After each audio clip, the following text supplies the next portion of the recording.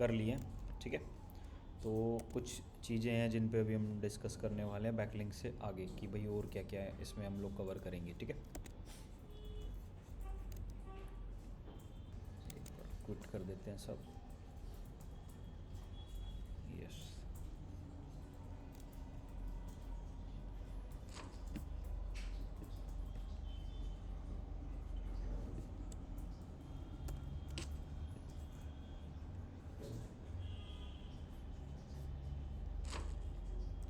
ठीक है।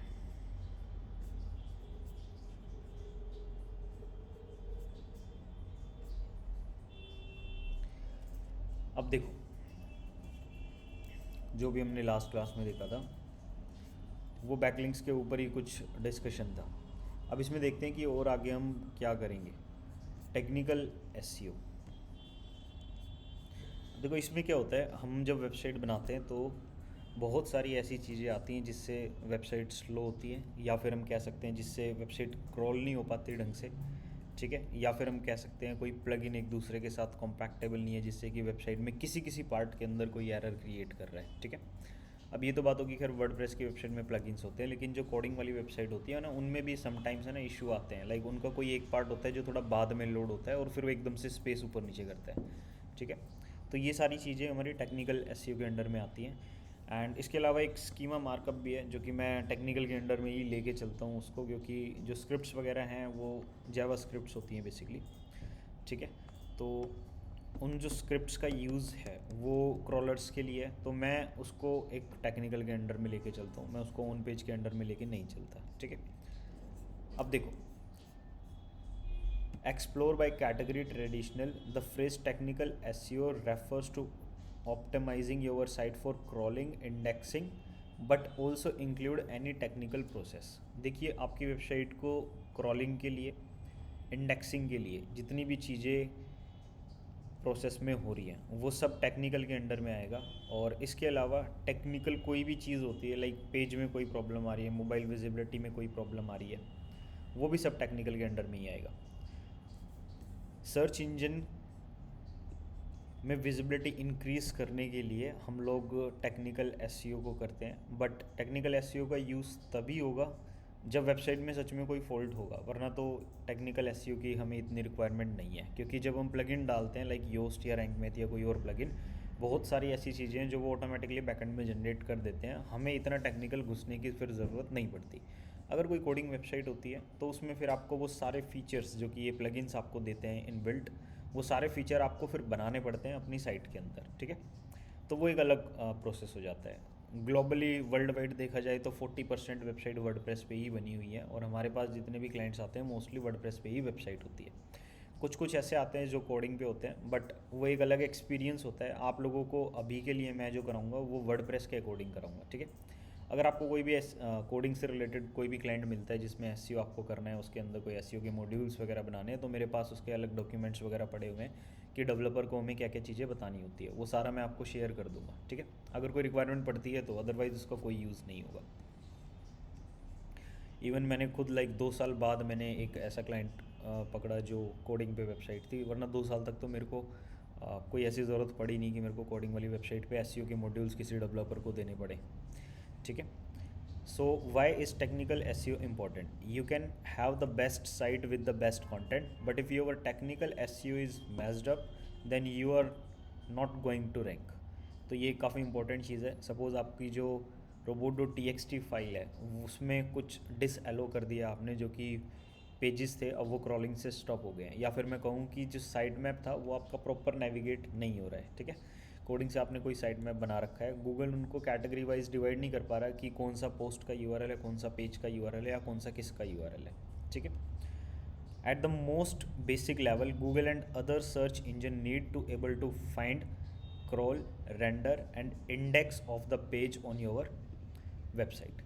कोई भी सर्च इंजन हुआ उसको हमारी वेबसाइट को क्रॉल करना होता है, इंडेक्स करना होता है, रेंडर करना होता है। तो ये सारी चीज़ें करने के लिए उसको इन टेक्निकल चीज़ों की ज़रूरत पड़ती है, like robot.txt and site map. Next हमारे पास है what to do in technical SEO. देखिए अब इसमें ना हमारे पास काफ़ी सारे ब्लॉग्स, या फिर मैं कहूँ कि एक ब्लॉग जो मेरे को सबसे हेल्पफुल लगा या फिर मैं कहूँ कि टेक्निकल एसईओ की जितनी भी एक्टिविटीज़ होती हैं वो सब मैंने ना यहाँ पे लिखी हुई हैं with the help of research जो कि मैंने गूगल से की।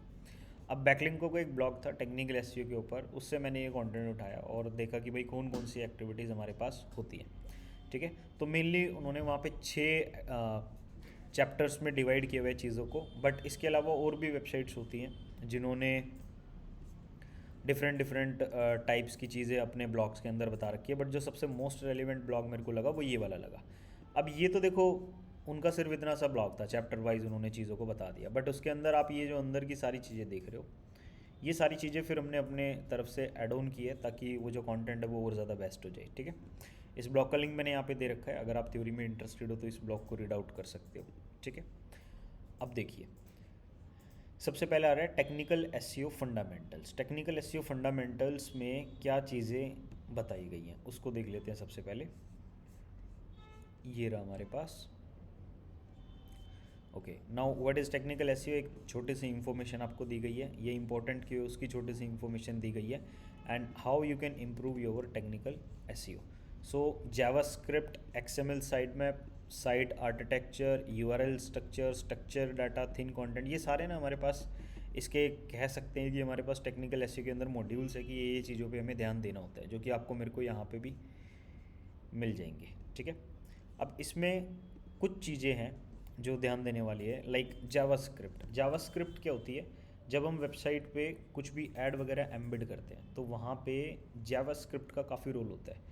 ठीक है, मतलब जावास्क्रिप्ट ही है जो उस ऐड को रन कर रही है, जिसकी वजह से वो वाला पार्ट एक लोडिंग ले पा रहा है। सपोज़ मेरे को गूगल एडसेंस अपनी वेबसाइट पे लगाने हैं, गूगल एडसेंस के एड्स, तो मुझे वहाँ से एक जावास्क्रिप्ट मिलती है जो कि मैं अपनी वेबसाइट पे प्लेस करता हूँ और उस वाले एरिया में फिर ऐड दिखना स्टार्ट हो जाते हैं। सिमिलरली गूगल एनालिटिक्स को ट्रैक करना, ठीक है, या फिर गूगल सर्च कंसोल को ट्रैक करना, जावास्क्रिप्ट या फिर कह सकते हैं मेटा टैग्स वहाँ पे हमें अलग अलग दिए जाते हैं जिनको लगा के हम अपनी वेबसाइट पे डाटा को फेच कराते हैं। फेसबुक पिक्सल की अगर बात करें तो स्क्रिप्ट और नो स्क्रिप्ट दो चीज़ें वो देता है, उन दोनों को हमें लगाना होता है अपनी वेबसाइट में। फिर फेसबुक पिक्सल हमारी ऑडियंस को समझता है और जो भी हमने ऐड कैंपेन वगैरह रन किए होते हैं वो एक लर्निंग की हेल्प से यूज़र्स को, जो करेक्ट यूज़र हैं उनको हमारी एड्स को सर्व करता है। ठीक है, अब देखो XML site map. XML site map क्या हो गया, ये स्क्रीनशॉट मैंने यहाँ पे आप लोगों के लिए लगा रखा है एक्सएमएल साइट मैप का। देखिए example.com, जैसे ये बैकलिंको का ही अगर आप साइट मैप देखोगे तो उन्होंने भी लाइक योस्ट एसईओ अपनी वेबसाइट पे यूज़ किया हुआ है, और इसमें ना अलग अलग चीज़ें सब शो होती हैं कि लाइक पोस्ट का साइट मैप कौन सा है, पेज का साइट मैप कौन सा है, अलग अलग रिसोर्सेज जो उसने टैम्पलेट वगैरह यूज़ किए हुए हैं उनका साइट मैप कौन सा है। इससे गूगल के जो क्रॉलर्स हैं उनको पता चलता है कि कौन से यूआरएल किस कैटेगरी के अंडर में आ रहे हैं। ठीक है, जैसे मैं अगर अपनी वेबसाइट का आप लोगों को दिखाऊँ, आप इसका साइट मैप अगर चेक करते हो,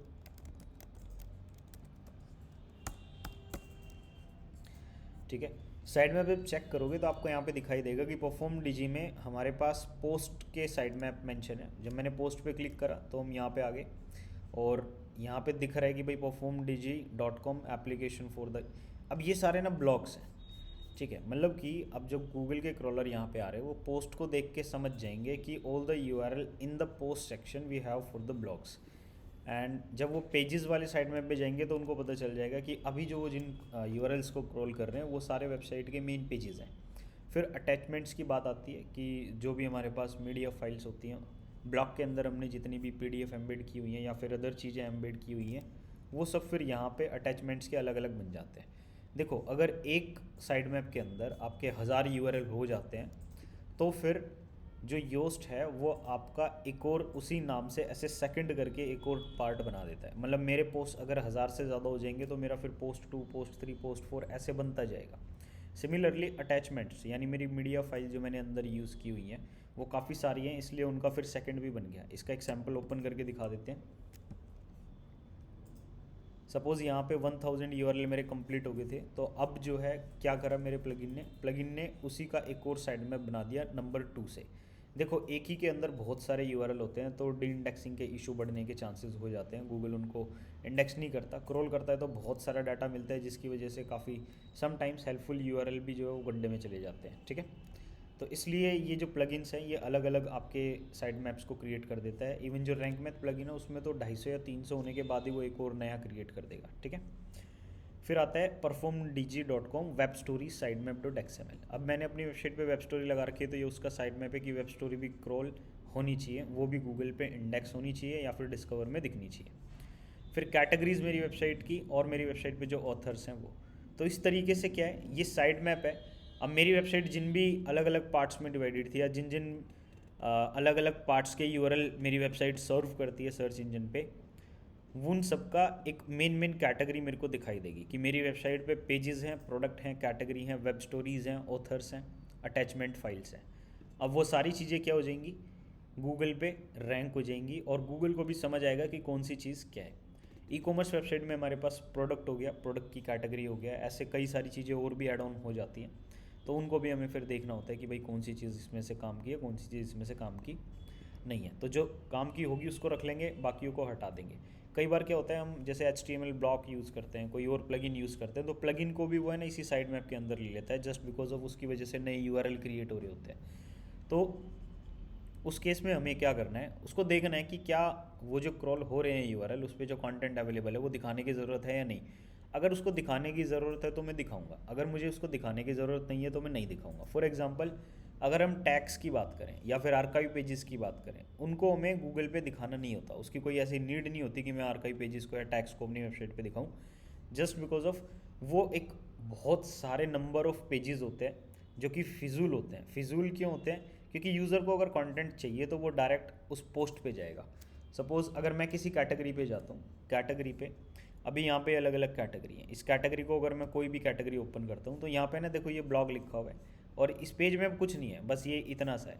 और ये जो कंटेंट आप देख रहे हो ये भी क्या है, ये कंटेंट डुप्लीकेट कंटेंट माना जाता है, बिकॉज ऑफ इस पेज को जब आप ओपन करते हो, इस पेज को ओपन करने के बाद यहाँ पे जो इधर उधर कंटेंट लिखा होगा वही सारा कंटेंट कहाँ पे था, इधर था। ठीक है, तो ये वाला कंटेंट मैच करता है किसी दूसरे यूआरएल के पेज के कंटेंट से, इट मीन्स कि एक डुप्लीकेट कंटेंट माना जाता है। ठीक है, ई कॉमर्स वेबसाइट में देखो कैटेगरीज को रैंक कराना होता है, या फिर मल्टीपल वेबसाइट्स में अलग अलग रोल होते हैं सबके, कि हमें किसी यूआरएल को रखना है, किसी यूआरएल को नहीं रखना। वो आपको थोड़ा सा कॉमन सेंस वहाँ पे लगाना पड़ेगा कि यहाँ पे हमारे लिए कैटेगरी इंपॉर्टेंट है या डायरेक्ट पोस्ट इंपॉर्टेंट है। मेरे लिए डायरेक्ट पोस्ट इंपॉर्टेंट है तो मैं कैटेगरी को इंडेक्स करा के क्या करूँगा। ठीक है, तो इस तरीके से चीज़ें काम करती हैं, बट स्टिल मैंने अपनी कैटेगरीज को इंडेक्स करा रखा है, जस्ट बिकॉज ऑफ कि ऐसा नहीं है सारी की सारी कैटेगरीज इसी तरीके से सिंगल पोस्ट से भरी पड़ी हैं। कुछ कैटेगरीज में भाई बहुत सारे ब्लॉक्स हैं, काफ़ी रेलिवेंट भी है यूज़र्स के लिए, तो उनको मैंने फिर नहीं हटाना था। बट मेरे पास ऑप्शन होता है किसी भी कैटेगरी की नीचे, जब मैं सेटिंग्स में जाता हूँ योस्ट के एडवांस ऑप्शन में, वो कहता है कि आपको इसको क्रॉल करना है या नहीं करना है, या फिर इसको रिमूव करना है यूआरएल इंडेक्सिंग से या नहीं करना है। अगर आप उसको अनेबल कर देते हो कि मेरे को ये नहीं करना, तो फिर ये नहीं होगा। उसको करने का एक तरीका बता देता हूँ। आप किसी भी वेबसाइट पे जब लॉगिन करोगे, लाइक मैं अपनी वेबसाइट पे लॉगिन कर लेता हूँ,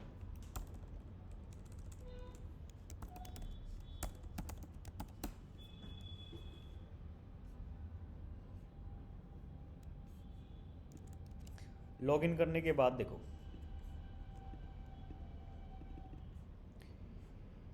किसी भी कैटेगरी को मैं रीलोड कर रहा हूँ, लाइक लॉगिन हो गया है तो मेरे पास एक पट्टी आ जाएगी इसको एडिट करने के लिए। अब ये लॉगिन हुआ नहीं है, बेसिकली हो रहा है, हो गया। इसको रीलोड कर लेते हैं एक बार। रीलोड करने के बाद एडिट कैटेगरी। अब जब मैं यहाँ पे नीचे स्क्रॉल करता हूँ तो एडवांस में मेरे पास एक ऑप्शन होता है कि allow search engine to show this content in the search result. So मैं इसको यहाँ से डिसेबल कर सकता हूँ। ठीक है, कि मेरे को ये नहीं दिखाना है। तो इससे क्या हो जाएगा, अब उस पेज को क्रॉल नहीं किया जाएगा, या फिर गूगल अब उसको सर्च रिजल्ट्स में नहीं दिखाएगा। बट द थिंग इज़ की साइड मैप के अंदर जो चीज़ें हैं वो आती हैं, क्योंकि हमने कैटेगरी को डाल रखा है तो सारी कैटेगरी जो है वो वहाँ पे दिखाई देगी। बट इसको डिसेबल कर दो ताकि यूज़र्स को वो चीज़ दिखाई ना दे। कोई हमारी वेबसाइट पे आके कहीं भी घूम रहा है, वो चलो ठीक है, हमारी वेबसाइट पे अलग अलग पेजेस पे वो जा के उनको गो थ्रू कर रहा है एक बार। But the main thing is कि गूगल पे वो चीज़ नहीं होनी चाहिए, क्योंकि आप अगर कैटेगरीज़ को देखोगे तो बहुत सारी कैटेगरीज अभी हमारे पास अवेलेबल हैं जो कि गूगल पे इंडेक्स है। ठीक है, लाइक यहाँ पे मैं आ जाता हूँ फिर से और कैटेगरीज वाले टैब पे जा रहा हूँ, और यहाँ पे आप देख सकते हो 74 यूआरएल्स हैं, और इनमें से लाइक मैं कह सकता हूँ कि मेरे 5 से 6 ही कैटेगरी वाले पेज इंपॉर्टेंट है, बाकी नहीं है। ठीक है, बाकी में सब वही है कि जिसमें सिर्फ ब्लॉग फीचर हो रहे हैं, duplicate title, duplicate description, duplicate content, वही सारी चीज़ें बार बार रिपीट हो रही हैं। ठीक है, जैसे जितने भी आप यहाँ पे ब्लॉग देख रहे हो ये सारे क्या हैं, ये सारे कंटेंट लिखे हुए हैं, इसका कंटेंट लिखा हुआ है, इसका टाइटल लिखा हुआ है ऑलरेडी इन ब्लॉग्स के ऊपर, तो ये कहीं ना कहीं इस कैटेगरी के अंदर डुप्लीकेट कंटेंट जनरेट कर रहे हैं। कुछ लोग कैटेगरी के पेज को पूरा कस्टमाइज़ करते हैं जिससे कि काफ़ी हेल्प होती है इस डायरेक्ट कैटेगरी के पेज को रैंक कराने में, ठीक है। बट यहाँ पे जो यूआरएल पैटर्न है, फिर कैटेगरी जो दिखता है वो नहीं दिखता, यहाँ पे दिखता है डायरेक्ट इंग्लिश, और इंग्लिश के बाद फिर जिस भी पेज पे मैं हूँ वो दिखाई देगा, ठीक है। तो लोग उसमें फिर डायरेक्ट या तो पेज बनाते हैं या फिर अपने इस यूआरएल फॉर्मेट को कस्टम कर देते हैं, इस कैटेगरी को यहाँ से हटा के सीधा इसको इंग्लिश रहने देते हैं। कुछ इस तरीके से लोग इसको बना के फिर इस पेज को डिज़ाइन करते हैं, क्योंकि कैटेगरी जो है वो दिखने में थोड़ा सही नहीं लगता, और रैंकिंग पॉइंट ऑफ व्यू से ये अगर डायरेक्ट रहे तो ज़्यादा बेस्ट है। इसी में फिर आगे बढ़ते हैं। देखिए वापस से हम अपने टेक्निकल वाले पार्ट पे आते हैं यहाँ पे। अब देखो XML साइट में मैंने आपको थोड़ा सा डिटेल में बता दिया है। फिर आता है साइट आर्किटेक्चर। साइट आर्किटेक्चर से देखो क्या समझोगे। अब ये साइट आर्किटेक्चर इसने यहाँ पे एक अपना दिखा रखा है कि साइट आर्किटेक्चर एंड नेविगेशन कि किस तरीके से होनी चाहिए। देखो क्रॉलर आ रहा है, सारे पेजेस एक परफेक्ट वे में है, तो गूगल के लिए बेस्ट है। ये क्या है यहाँ पे दिखा दिया इसने भाई, ऑल इन गुड, मतलब आपने एक साइलो स्ट्रक्चर क्रिएट किया है, एक कैटेगरी, उसकी सब कैटेगरी और सबकी सब categories in a proper manner, in a proper way. But if we talk about like this section, यहाँ से ये जा रहा है, इसकी 2 कैटेगरीज हैं, इसकी 4 कैटेगरीज हैं, this is the bad structure. आपको इस तरीके से अपनी वेबसाइट का स्ट्रक्चर क्रिएट नहीं करना होता। और अगर हम बात करें कि कोई ऐसी पोस्ट जो अलग से पड़ी हुई है, उसको भी आपको ऐसे क्रिएट नहीं करना है। आपको बिल्कुल सिंपल सीधा एक एग्जांपल देना है, this this this and this. But in some times या फिर इन सम केसेस हम कह सकते हैं कि यहाँ पे हमारे पास ज़रूरी नहीं होता कि सब में दो पोस्ट आएँ। कई बार इस तरीके के स्ट्रक्चर भी हमारे बनते हैं, लाइक इस कैटेगरी के अंदर हो सकता है 6 चीज़ें आ रही हो, इस कैटेगरी में हो सकता है कि एक ही चीज़ आ रही हो, इसमें हो सकता है कैटेगरी फिर उसके अंदर कैटेगरी। बट इन कंडीशंस को कैसे मैनेज करते हैं वो ऑलरेडी हम लोग अपनी ऑन पेज की जो क्लास थी, मेन्यू को कस्टमाइज़ करना या फिर अपनी वेबसाइट का साइट नेविगेट करना, उसमें हम लोग कवर कर चुके हैं, ठीक है। अगर आप किसी कैटेगरी को बनाने जा रहे हो तो उसके अंदर एटलीस्ट 5 to 7 ब्लॉग्स आएँ, या फिर कुछ SEOs एक्सपर्ट जो कहते हैं कि एटलीस्ट 15 ब्लॉग आपकी एक कैटेगरी के अंदर होनी चाहिए, तभी आप एक कैटेगरी बनाओगे, अदरवाइज़ आप एक कैटेगरी नहीं बनाओगे। सपोज़ इसके अंदर सिर्फ एक ही ब्लॉग आना था, तो मैं इसकी कैटेगरी बना दूँ, इट डजेंट मैटर, या फिर इसकी कोई सेंस नहीं बन रही मैं इसकी कैटेगरी बनाऊँ। मेरे को इसको क्या बनाना है, मेरे को इसको एक सिंपल पेज रहने देना है, और फिर एक और मैं सिंपल पेज बना लूँगा जिससे कि इसको इंटरनल लिंक कर दूँगा, और इनकी मेन कैटेगरी यही रख दूँगा, मतलब इस कैटेगरी के अंदर इन दोनों को ही डाल दूँगा। डिपेंड कर सकते हैं कि मतलब ये तीनों पार्ट जो हैं ये बहुत मतलब कॉमन से आ रहे हैं, जो कि मैं डायरेक्ट इस कैटेगरी के अंदर में 3 पेज बना के डाल सकता हूँ। बेसिकली पोस्ट बनानी होंगी, क्योंकि पेज में हम किसी को सिलेक्ट करके किसी के अंडर में नहीं डाल सकते, सिर्फ पोस्ट के अंदर ही ऑप्शन आता है कि किसको किस कैटेगरी के अंदर डालना है। पेजेस में हमारे पास कोई कैटेगरी सेलेक्ट करने का ऑप्शन नहीं होता, पेज डायरेक्ट पेज होते हैं, ठीक है। तो ये हो गया। नेक्स्ट हमारे पास आता है यूआरएल स्ट्रक्चर। देखो यूआरएल स्ट्रक्चर कैसा होना चाहिए। यूआरएल स्ट्रक्चर की अगर मैं बात करूं, देखो एक और चीज़ कि आप अगर आपको अपनी वेबसाइट का एक पूरा मैप देखना है कि कौन सा पेज कहाँ पे लिंक है, ये वाला पेज कितनी कैटेगरी से कनेक्टेड है, तो एक साइट मैपर वेबसाइट का लिंक दिया गया है, that is visual site mapper. मतलब अगर यहाँ पे आके मैं अपनी वेबसाइट को देखता हूँ तो एक पूरा दिखाई देता है कि मेरी वेबसाइट जो है वो किस किस फॉर्मेट में चल रही है। इन्होंने लाइक बेसिकली ऐसे दे दिया है साइट मैपर Node.js, और पूरा मतलब ये कोड इन्होंने दिया हुआ है। आपको इस वेबसाइट को लाइक यूज़ करना आना चाहिए, then you can proceed with your URL, and फिर आपको मिल जाएगा आपकी वेबसाइट का स्ट्रक्चर, अगर आप अपने यूआरएल को वहाँ पे डाल के एंटर करते हो। लाइक इस तरीके से थोड़ा सा दिखाई देता है। ये इसने अपनी वीडियो दिखा रखी है, ठीक है, विजुअल साइट मैपर, और यहाँ पे ऐसे ऐसे दिखता है। बट एक स्क्रीमिंग फ्रॉग वेब सॉफ्टवेयर है, आप उसको डाउनलोड कर लो, और उसका जो माइंड मैप वो देता है वो काफ़ी अच्छा है। उसको हम बोलते हैं लिंक ट्री, ठीक है। मतलब आपकी वेबसाइट के पेजेस कहाँ से क्या कनेक्टेड है वो एक पूरा ट्री बना के दे देगा। ये तो गोला गोला बना देगा, आपको कुछ भी समझ नहीं आने वाला है यहाँ पे। बट स्क्रीमिंग फ्रॉग का जो साइट स्ट्रक्चर या नेविगेशन वाला तरीका है वो काफ़ी बेस्ट है, वो बिल्कुल एक्स माइंड की तरह होता है, ठीक है। तो आप स्क्रीमिंग फ्रॉग में विजुअलाइजेशन में जाके लिंक ट्री यूज़ कर सकते हो। स्क्रीमिंग फ्रॉग एक सॉफ्टवेयर है, कोई ऐसी ऑनलाइन वेबसाइट नहीं है जहाँ पे आप जाके देखोगे। ऑनलाइन वेबसाइट पे जाके सॉफ्टवेयर डाउनलोड करना है, इंस्टॉल करना है, फिर आपको साइट को डालना है, तब आप अपनी वेबसाइट का स्ट्रक्चर एंड वो सब देख सकते हो। ऑन पेज का काफ़ी बड़ा और बढ़िया टूल है स्क्रीमिंग फ्रॉग, बट वो प्रो है, 500 यूआरएल तक आपको फ्री में देगा, उसके बाद वो पेड है। देन हमारे पास आता है स्ट्रक्चर डाटा। देखो स्ट्रक्चर डाटा भी रिसेंटली गूगल के जो अपडेट आए थे March 24, ठीक है, मार्च 2024 जो भी अपडेट आए हैं गूगल के, काफ़ी बड़े अपडेट, तो उनसे जस्ट पहले 1 महीना पहले ही स्कीमा से रिलेटेड भी अपडेट्स आए थे, जो कि मंथली अपडेट्स गूगल कुछ ना कुछ थोड़े बहुत देता रहता है। तो उस केस में स्कीमा को गूगल ने एक तरीके से हटा दिया। गूगल कहता है कि स्कीमा आप यूज़ कर रहे हो उससे ज़्यादा फ़र्क नहीं पड़ने वाला। मेरे जो एल्गोरिदम्स हैं, हमारे जो क्रॉलर्स हैं, now they are capable to understand like what type of content you are providing on your website. For example, अगर आप अपनी वेबसाइट पे कोई टाइटल डाल रहे हो, यूआरएल डाल रहे हो, डिस्क्रिप्शन डाल रहे हो, तो गूगल के जो क्रॉलर्स हैं नाउ दे आर स्मार्ट, वो समझ सकते हैं कि आपने क्या लिखा हुआ है, किस वे में लिखा हुआ है। तो स्कीमा यूज़ करें या ना करें, अब गूगल कहता है कि वो आपके ऊपर है। आप यूज़ करना चाहो तो कहीं ना कहीं हेल्प ही हो रही है सर्च इंजन्स की, बट रैंकिंग जो है वो अब अपने अकॉर्डिंग ही देगा। तो बहुत लोग स्कीमा पे काफ़ी फोकस करते थे, तो अब में भी उनकी इंपॉर्टेंस थोड़ी सी कम हो गई है, हम कह सकते हैं। ठीक है। और स्कीमा को अगर आपको लगाना है तो कैसे आप लगाते हो? देखो, अगर आप कोई भी यूज्ड एसईओ प्लगइन यूज़ कर रहे हो, कोई भी आप रैंक मैथ प्लगइन यूज़ कर रहे हो, मतलब मैं कहना चाहता हूँ कि कोई भी आप एसईओ का प्लगइन यूज़ कर रहे हो, योस्ट हो गया, रैंक मैथ हो गया, ऑल इन वन एसईओ हो गया, आप इन प्लगइन को जब इंस्टॉल करते हो और इसके जो सेटअप विज़गार्ड उनको जब ऑन करते हो और इनके स्टेप बाय स्टेप सारे प्रोसेस को फुलफ़िल कर देते हो, सारा जो प्रोसेस है उसको डन कर देते हो, इट मीन्स कि जितनी भी इंफॉर्मेशन थी आपने फुलफ़िल कर दी है, तो जितनी भी इंफॉर्मेशन आपने डाली थी वो सारा कंटेंट, वो सारा data with the help of schema आपकी वेबसाइट पे इम्प्लीमेंट हो जाता है। अब उससे आपको देखो बेनिफिट क्या होगा, अगर आपकी वेबसाइट पे स्कीमा इम्प्लीमेंट हो रहा है तो गूगल को पता होगा वेबसाइट का यूआरएल क्या है, डिस्क्रिप्शन क्या है, टाइप ऑफ कंटेंट क्या है, आपकी वेबसाइट एक ऑर्गेनाइजेशन है या पर्सन है, आपके सोशल मीडिया अकाउंट्स कौन से हैं।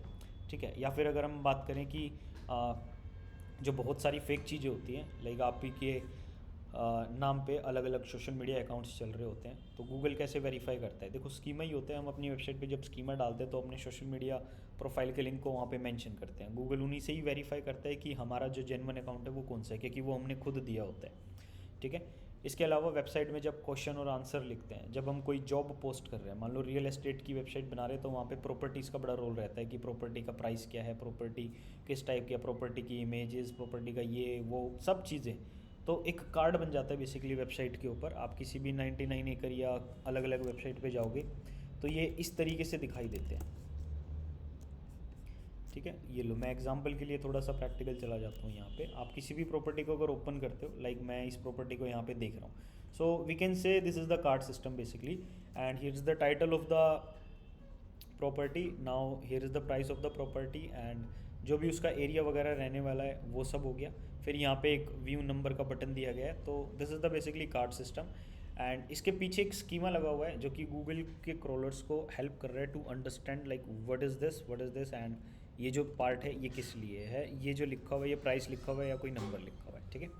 सो ये सारी चीज़ें होती हैं जो कि समझने में थोड़ी सी हेल्प करती हैं गूगल के। एंड फिर ये ऐसे ही हर पार्ट्स में अलग अलग स्कीमा जो है वो ऑटोमेटिकली इम्प्लीमेंट हो जाता है, आपको उसमें कुछ अलग से कुछ खास नहीं करना होता। ठीक है।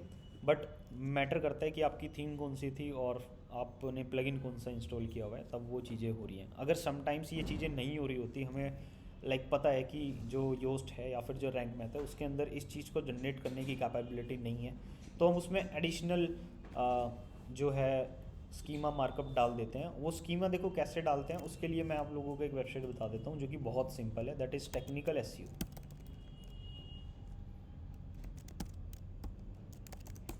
ठीक है। आप इस वेबसाइट पे जाओ, टेक्निकल एसईओ, स्पेलिंग थोड़ा सा मिस्टेक हो गया।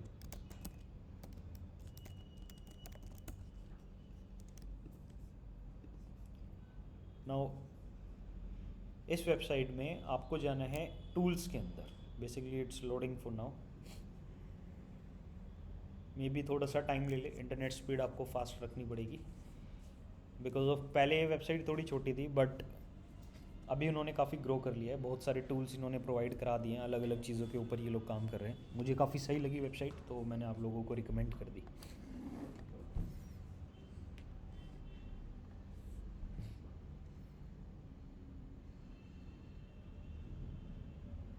ओके। तो आपको यहाँ पे जाना है, इसमें बेसिकली एसईओ टूल्स के अंदर। तो टूल पे मैं गया, टूल पे आने के बाद है ना, इसके पास बहुत सारे एसईओ के टूल्स अवेलेबल हैं यहाँ पे। और लाइक आप देख सकते हो, एनालाइज कर सकते हो चीज़ों को, जितने भी टूल्स यहाँ पे अवेलेबल हैं उनको एक एक बार ट्राई करके देख सकते हो कि किस टूल का भाई क्या यूज़ है। ठीक है। लाइक STSS टेस्टर हो गया, robot.txt टेस्टर हो गया, आप अलग अलग वेबसाइट को इन पर टेस्ट करके देख सकते हो। देखो जो कोडिंग वेबसाइट की मैं आपसे बात कर रहा था वो आप यहाँ पे लाइक इनको आके टेस्ट कर सकते हो, बट अभी हम किस लिए आए हैं, we are here for the schema generator. तो स्कीमा जनरेटर ये रहा, go to tools, now we need to select like which type of schema we are looking for. Like person के लिए मेरे को बताना है, प्रोडक्ट के लिए मेरे को बताना है, रेसिपी के लिए बताना है, जॉब पोस्टिंग के लिए बताना है, लोकल बिजनेस के लिए बताना है, ऑर्गेनाइजेशन के लिए बताना है, तो बहुत सारी चीज़ें हैं। इसी तरीके से अगर मेरे को कुछ प्रॉपर्टी से रिलेटेड मिलता है तो ठीक है, बट इसमें अभी नहीं मिल रहा। इवेंट, FAQ, जॉब पोस्टिंग, इन सब से रिलेटेड है। तो मैं एक बार जॉब पोस्टिंग का ले लेता हूँ। जॉब पोस्टिंग में भी देखो जो Naukri.com हो गया, इंडीड हो गया, ये सारी वेबसाइट है जो जॉब पोस्टिंग वेबसाइट्स होती हैं। तो वहाँ पे अगर मैं कार्ड्स को देखता हूँ तो उसमें भी यही होता है कि जॉब का टाइटल क्या है, डिस्क्रिप्शन क्या है, कंपनी नेम क्या है, किस कंपनी में जॉब है, उसकी कंपनी का लोगो हो गया, URL हो गया। तो ये सारी इन्फॉर्मेशन जब आप यहाँ पे फिल करते हो ना, लाइक आप देखना कि मैं यहाँ पे डाल रहा हूँ तो साइड में यहाँ पे भी चीज़ें ऐड ऑन हो रही हैं। मैं यहाँ से कुछ भी सिलेक्ट कर रहा हूँ, सबकी सब चीज़ें साइड में जा रही हैं। मैं डेट डाल रहा हूँ, मैं एक्सपायरी डेट डाल रहा हूँ, सारी की सारी चीज़ें स्कीमा में ऐड हो जाएंगी। ठीक है, तो इसका बिल्कुल सिंपल है कि आपको ये स्क्रिप्ट को यहाँ से कॉपी कर लेना है। ठीक है, कॉपी करने के बाद जिस भी पेज में आप इसको लगाना चाहते हो इसको लगा दो। देखिए जो स्क्रिप्ट होती है ये यूज़र्स के लिए नहीं होती, that is only for the Google bots और गूगल क्रॉलर, क्योंकि गूगल जो है वो इन्हीं चीज़ों की हेल्प से या फिर इन्हीं चीज़ों के टैग से समझ पाता है कि जो लाइन लिखी हुई है that is title, that is description, that is name, logo and other things, कि कब डेट है क्या है। आप ये डेट लिख दोगे उसको ये नहीं पता चलेगा कि डेट जो है वो पोस्टेड वाली डेट लिखी हुई है या फिर एक्सपायरी टाइमलाइन वाली डेट लिखी हुई है। बट जैसे कि मैंने थोड़ी देर पहले बताया कि अब जो है गूगल के जो क्रॉलर्स हैं थोड़े स्मार्ट हो गए हैं, स्कीमा की हेल्प थोड़ी सी कम ले रहे हैं और चीज़ों को समझ पा रहे हैं। मे बी जो AI सिस्टम गूगल ने अपने बैकएंड में कुछ रन किया होगा जिससे कि वो अलग अलग वेबसाइट के स्ट्रक्चर, डिज़ाइन और टैग्स को समझ सके और फिर प्री डिफाइन कर सके कि आने वाली कोई भी जो वेबसाइट्स हैं वो अगर कुछ यूज़ कर रही हैं तो एक अंदाज़ा लगा ले कि हाँ यहाँ पे ये वाली चीज़ ये होगी।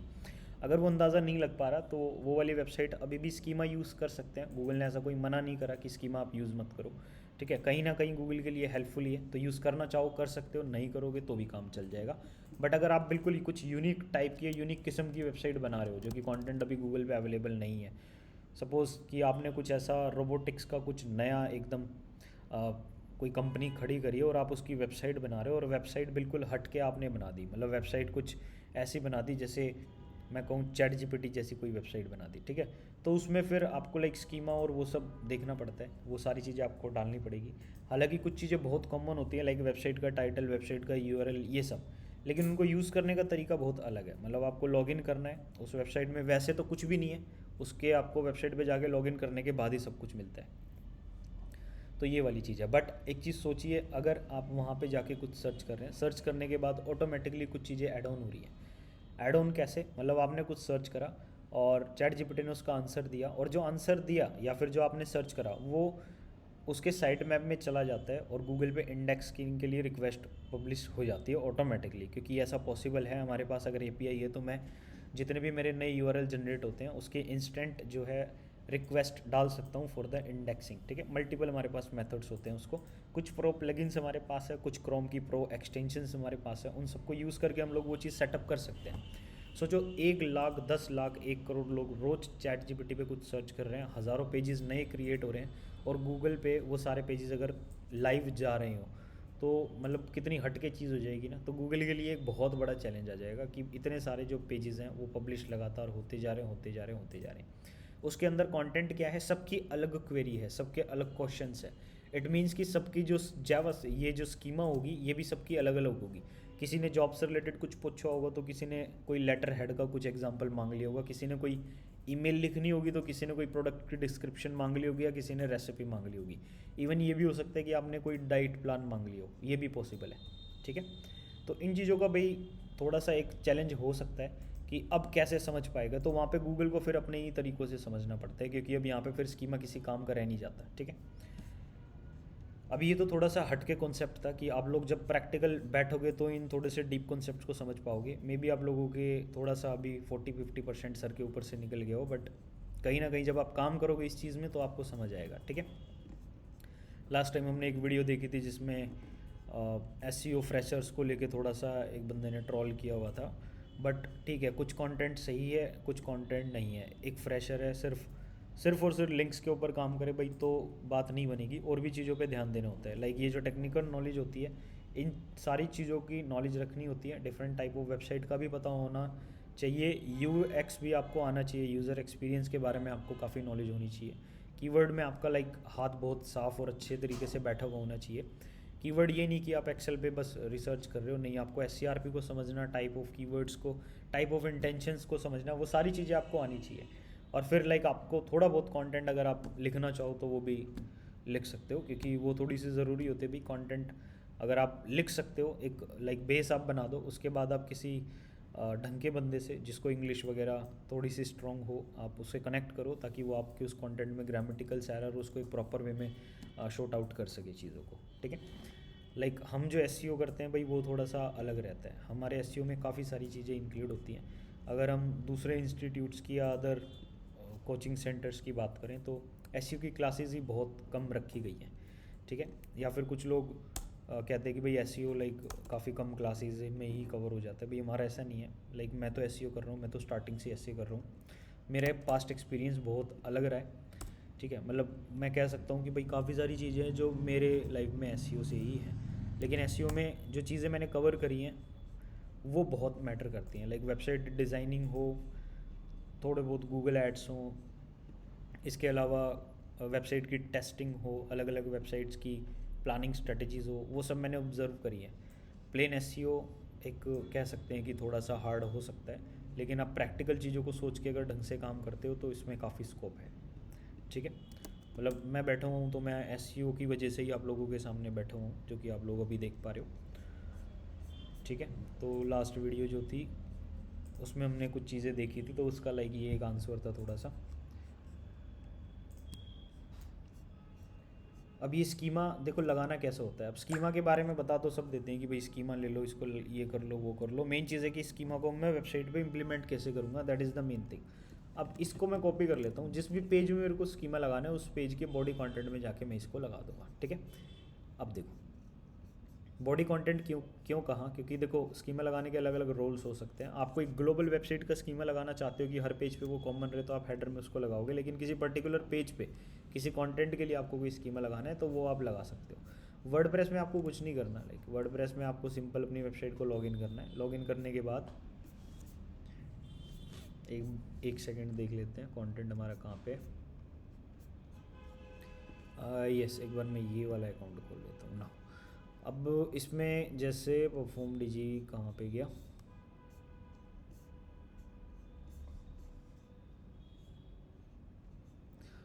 एक काम करते हैं, मैं नया ही थोड़ा सा ओपन कर लेता हूँ परफॉर्म डीजी। बेसिकली उस स्क्रिप्ट को लगाना है बॉडी पार्ट के अंदर, और बॉडी पार्ट जो है वो अलग अलग टाइप्स में हमारे पास ऑप्शंस होते हैं। या तो मैं किसी प्लगइन की हेल्प से लगा सकता हूँ, ठीक है, या फिर मैं डायरेक्ट भी उसको लगा सकता हूँ। डायरेक्ट कैसे, ये थोड़ी सी एड्स वगैरह इधर आ गई है।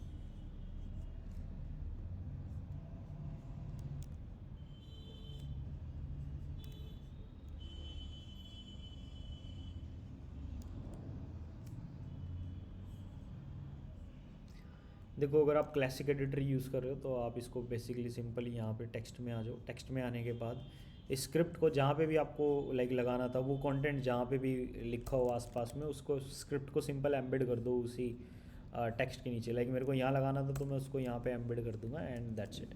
आप विजुअल करोगे तो आपको मे बी कुछ ऐसा पिक्चर जैसा दिखाई दे जाए, लेकिन जब आप इसको प्रीव्यू करते हो तो इसके पेज पे कुछ भी नहीं दिख रहा होता, क्योंकि मैं ऑलरेडी बता चुका हूँ ये किसके लिए होता है, सिर्फ और सिर्फ क्रॉलर्स के लिए होता है, ये ह्यूमन के लिए नहीं होता। तो आप यहाँ पे देख सकते हैं ऐसा कुछ भी मेरे को देखने को नहीं मिल रहा, ठीक है। वापस से बैक आ जाते हैं। तो ये हो गया भाई स्कीमा को लगाने का तरीका। आप पेज में जाओ और जो कोडिंग वाला पार्ट होता है, शॉर्ट कोड वाला पार्ट, या फिर आप कोई ब्लॉग ले सकते हो स्क्रिप्ट के लिए, उसमें जाके वो लगा दो तो वो बॉडी में ही जाएगा। जो पोस्ट होती है वो बॉडी पार्ट ही होता है बेसिकली। हेडर होता है जो ऊपर हेडर का एरिया है, फुटर आपको ऑलरेडी पता है। तो header, footer and body, body सब पेजेस में अलग अलग होती है, हेडर फुटर सब पेजेस में कॉमन होने के चांसेस हो सकते हैं, बट अगर कोई चाहे तो उनको भी अलग रख सकता है। अगर अलग रख रहा है तो फिर लाइक वो एक अलग स्ट्रैटेजी होगी कि किस पेज पे क्या आपको यूज़ करना है, कौन सी चीज़ें कहाँ पे अलग रखनी है, कौन सी चीज़ें कहाँ पे सेम रखनी है। बट अभी जो मैंने आपको बताया वो बताया पोस्ट के लिए, ठीक है। तो स्क्रिप्ट को आप वहाँ पे लगा दो, लग गया।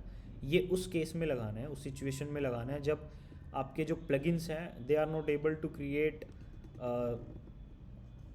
Schema for the particular task that you have mention in the page. तो तब आपको नहीं बनाना, बट अगर वो नहीं जनरेट कर पा रहे हैं तो आपको फिर बनाना है, ठीक है। तो ये हमारे पास एक कंडीशन आ जाती है इसके लिए।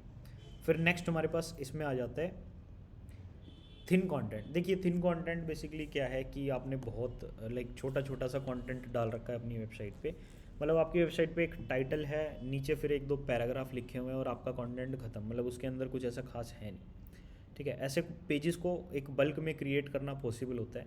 मतलब मैं आपसे कहूँ कि डिक्शनरी जो होती है, डिक्शनरी के जो क्वेश्चन का आंसर अगर मैं आपसे बात करूँ कि डिक्शनरी किस लिए यूज़ करते हैं, फॉर द वर्ड मीनिंग, ठीक है। तो अगर मैं किसी वर्ड का मीनिंग अगर सर्च कर रहा हूँ तो उसका मीनिंग एक बार पता चल जाए, 2-3 लाइन में उसका नीचे थोड़ा सा एक्सप्लेनेशन मेंशन हो और हिंदी में कुछ उसका मीनिंग मेंशन हो, इंग्लिश में भी आजकल हम लोग देखते हैं कि इंग्लिश में उसका मीनिंग मेंशन होता है एक सेंटेंस के फॉर्मेट में कि ये होता है, तो भी हम लोग उसको समझ जाते हैं कि यहाँ भी किसके बारे में बात हो रही है। लेकिन आप खुद सोचिए कि आप वर्ड मीनिंग अगर सर्च कर रहे हैं, या तो गूगल बाहर आपको जो डिक्शनरी में गूगल उसको वर्ड को आंसर करके दिखाता है वहीं से पता चल जाएगा, या फिर आप पर्टिकुलर वेबसाइट पे जाके उसको देखते हो। वेबसाइट पे जाओगे तो कितना कंटेंट आपको उसके लिए ग्रैब करना है, सोच के देखो, बहुत कम कंटेंट आपको उसके लिए ग्रैब करना है। मतलब मेरे को नहीं लगता कि आपको कोई ऐसा बहुत सारे पेजेस उसके पढ़ने पड़ेंगे, अलग अलग ब्लॉग्स को देखना पड़ेगा, नहीं। आपको बस थोड़ा सा कंटेंट देखना है और आपका काम उसी में ख़त्म है, मतलब आपको बस 2-3 लाइनें पढ़नी है, हो गया। तो पेज का कंटेंट भी क्या हो गया, बहुत कम हो गया। तो that is thin content. Like इस चीज़ को थोड़ा सा मैनेज करना होता है कि आप अपनी वेबसाइट पे ज़्यादा थिन कंटेंट वगैरह प्रोवाइड ना कराओ, क्योंकि फिर गूगल में भी उसको डी इंडेक्स करना स्टार्ट कर दे। पेजेस तो बहुत सारे होते हैं, कंटेंट भी उन पर थोड़ा बहुत रेलिवेंट होता ही है, मतलब पूरा ही रेलिवेंट होता है अगर आप उस चीज़ को शो कर रहे हो, बट स्टिल वो एक थिन कंटेंट के अंदर काउंट हो रहा है, ठीक है। तो देखिए ऐसी बहुत सारी चीज़ें हैं जो गूगल भी समझेगा कि ठीक है भाई ये कंटेंट ही ऐसा है, तो लाइक इसको अब रैंक करा देते हैं जस्ट बिकॉज ऑफ यूज़र्स की नीड ही वो है, ठीक है। बट सपोज़ अगर मैं बात करूँ कोरा एक क्वेश्चन आंसर प्लेटफॉर्म है जहाँ पे लोग क्वेश्चन करते हैं, दूसरे लोग उसका आंसर करते हैं। कोरा पे ऐसे बहुत सारे क्वेश्चंस डेली पोस्ट होते हैं जिनके आंसर अभी तक नहीं हुए हैं। मतलब मैं अगर बात करूँ डेली कि मेरे पास ही कोरा पे कोई 25-30 तो आ ही जाते हैं कि आप इनके आंसर कर दो। कोरा नोटिफिकेशन भेजता रहता है उस पर्टिकुलर कैटेगरी वाले बंदे को जिसने जिस कैटेगरी को ऐड किया हो। जैसे मैंने एसईओ और मार्केटिंग से रिलेटेड कैटेगरी सेलेक्ट की हुई है, तो वो मेरे को मेल भेजेगा या फिर कोरा में नोटिफिकेशन देगा अलग अलग चीज़ों की। अब वो जो नोटिफिकेशन मेरे पास वहाँ पे आ रही है आंसर पोस्ट करने के लिए, मैं आपको अगर दिखाऊँ कोरा में, तो बहुत सारे क्वेश्चन है जिसका आंसर ही नहीं आया। लाइक इस नोटिफिकेशन को अगर मैं देखता हूँ, नोटिफिकेशन आईटी कंप्लीट फलाना डिमका, अब यहाँ पे ये एक ऐसे राइटिंग वाला पार्ट आ रहा है। राइटिंग में अब ये क्वेश्चन है, ठीक है, who typically wear expensive saris in India, एक क्वेश्चन है भाई। एक क्वेश्चन का आंसर अभी तक नो आंसर येट है। अब आप एक चीज़ सोचो कि क्या ये थिन कैटेगरी के अंदर नहीं आ रहा है। मतलब मैं जो आप लोगों को एक्सप्लेन करना चाह रहा था कि ये जो पेज होता है इसमें बहुत थिन कंटेंट होता है, अब यहाँ पे वो एग्जैक्ट चीज़ दी गई है। But Quora is very smart. Quora ने क्या करा, उससे रिलेटेड जो अदर क्वेश्चंस होते हैं ना वो नीचे ना शो करना स्टार्ट कर दिया, अलग अलग क्वेश्चंस लाइक इधर शो करना स्टार्ट कर दिया, ठीक है। और इस पेज की जो लेंथ है उसको है ना मेंटेन कर दिया, मतलब बहुत सारी अलग अलग चीज़ें डाल दी, मेंटेन कर दिया। फुटर में उसने रिलेटेड जो क्वेश्चंस होते हैं उसको साइड में डाल दिया, और ये साइड बार है हमारे पास साइड में, यहीं पे ही इस साइड बार में भी कुछ ना कुछ क्वेश्चंस को यहाँ पे मेंशन कर दिया गया। तो द थिंग इज़ कि एक जो थिन कंटेंट वाला पार्ट था कोरा ने बड़ी स्मार्टली उसको ख़त्म किया, ठीक है। एंड जो चीज़ थी ये वाली अब उसको यहाँ पे डेड कर दिया। बट आप सोचो कि आप अगर वेबसाइट बनाते हो, आपने अभी इतना दिमाग नहीं लगाया है वेबसाइट में कि हम कुछ ऐसे रिलेटेड चीज़ों को भी लाइक हाईलाइट कर सकते हैं जिससे कि हमारा ये जो थिन कंटेंट वाला पार्ट है ये दूर हो जाए। तो जब तक आप शॉर्ट आउट इसका सोल्यूशन नहीं करोगे तब तक वो खाली रहेगा और वो एक थिन कंटेंट में कवर हो जाएगा जहाँ पे सिर्फ क्वेश्चन है, उस क्वेश्चन का आंसर आपके पास नहीं है। इसका एक और मैं एग्जांपल आप लोगों को दिखाऊं तो मैंने बहुत पहले ना एक ब्लॉगर जो कि गूगल का ही प्लेटफॉर्म है, तो ब्लॉगर पे मैंने एक क्वेश्चन ऐसे ही पब्लिश कर दिया और मानोगे नहीं उस पर आंसर जो है वो देखने के लिए काफ़ी सारे लोग आए। As you can see what is your preferred associate store ID in Amazon. ये बेसिकली क्या होता है, अमेज़ोन में जो यूज़र नेम सेलेक्ट होता है ना उसके लिए ये होता है। स्टोर आईडी जो है वो पूछता है जब हम एफिलिएट के लिए अप्लाई करते हैं, तो वहाँ पे वो पूछेगा what is your preferred associate store ID in Amazon. वो कुछ नहीं है, वो बस यूज़र नेम बताना होता है। ये मेरे को आंसर बाद में पता चला था, पहले नहीं पता था, तो मैंने भी लाइक इसको कोरा पे क्वेश्चन को पोस्ट करा और फिर अपना ये यहाँ पे ब्लॉगर पे एक ब्लॉग बना करने के उसका सिर्फ टाइटल डाल दिया। 2019 की बात है, आप देख सकते हो 421 लोग आज तक इस पे आ चुके हैं। मतलब आप देख रहे हो कि बिना कुछ डाले भी मेरे इस ब्लॉग पे जो है वो ट्रैफिक आया। क्योंकि ना इसके पहले ना आंसर नहीं थे, मैंने बहुत गूगल पे भी सर्च करा, मेरे को कुछ नहीं मिल रहा था उस टाइम। 2019 की बात है, बहुत एक दो आंसर मिले मेरे को जो कि कोरा पे ही मिले, कोई इसका ब्लॉग नहीं था। तो मैंने सोचा चलो ब्लॉग डाल देते हैं। और ब्लॉगर जो कि फ्री प्लेटफॉर्म है, सब डोमेन पे वेबसाइट बनती है, यहाँ पे इसको डाल दिया और स्टिल मेरे को देखो रिजल्ट देखने को मिले। आप देख सकते हो कि 421 लोगों ने इस चीज़ को देखा है। ठीक है, ये वाली चीज़ हो जाती है। अब इसको मैं खोल के अगर आपको दिखाऊं कि व्हाट इनसाइड दिस ब्लॉग, तो here is the only question, मतलब सिर्फ क्वेश्चन है, कोई आंसर नहीं है। तो थिन कैटेगरी के अंडर ये आ रहा है, इसमें कुछ भी आपको देखने को नहीं मिलेगा, बट स्टिल ये रैंक हुआ है क्योंकि यूज़र की नीड थी। गूगल पे इसका कंटेंट अवेलेबल नहीं था, स्टिल गूगल ने मेरे इस ब्लॉग को रैंक दिया। But after some time like 420 जितने भी थे लोगों ने उसको देखा, but after some time 421 people के बाद गूगल को समझ आ गया कि भाई नहीं, ये है ना थोड़ा सा मतलब दिक्कत है। आप देख सकते हो जब मैंने इसको पोस्ट करा तो एक बहुत बूम पे चला गया। फिर गूगल के क्रॉलर्स ने वे भी डिफाइन कर लिया कि यार ये ब्लॉग्स है ना, लोगों को आंसर कुछ मिल नहीं रहा, सेटिस्फेक्शन थोड़ी कम हो रही है, एक काम करते हैं ना इसको हटा देते हैं। फिर मेरे ब्लॉग की रैंकिंग पूरी डेड हो गई। ठीक है ना, मतलब गूगल ने दिखाना बंद कर दिया। बट स्टिल गूगल के पास कोई क्वेश्चन नहीं था, तो गूगल ने कहीं कहीं थोड़े बहुत एरिया में उसको दिखाता रहा। ठीक है ना, इसी क्वेश्चन को ही दिखाता रहा, जस्ट बिकॉज ऑफ ऐसी सेम क्वेरी गूगल के पास नहीं थी। लेकिन अब जो है बहुत सारी क्वेरीज गूगल के पास आ गई है, तो अभी ये बस ऐसे ही स्टैट उठने गिरने वाला चल रहा है।